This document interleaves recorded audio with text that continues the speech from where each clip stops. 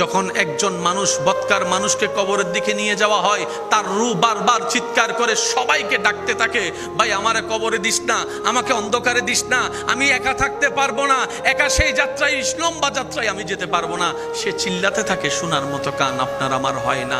আপনার আপনজনেরাই আপনাকে কোমরের মধ্যে গামছা বেঁধে, দুইজন নিচে থাকবে, হাতটা দিবে, দুইজনে কোমরের মধ্যে ধরবে, দুইজনে পা মাথার ধরে আস্তে আস্তে নামানো হবে।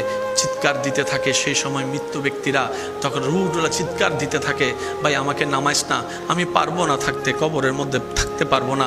কে শুনে কার কথা? ভালোবাসা যতই হোক, শরীর থেকে গন্ধ শুরু হলে ভালোবাসা তো আর ভালোবাসার জায়গায় থাকবে না, এটাই তো বাস্তবতা।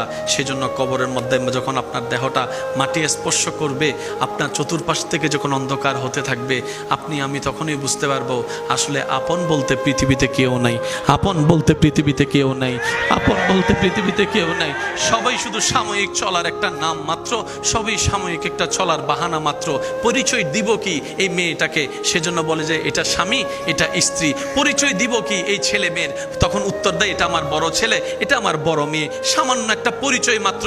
মনে রাখবেন, আর বান্দাদের কোনো পরিচয় হয় না, বান্দাদের শুধু একটাই পরিচয়, প্রত্যেকটা মানুষের শুধু একটাই পরিচয়, সেটা হচ্ছে রবের বান্দা আর নবী মুস্তাফার উম্মত।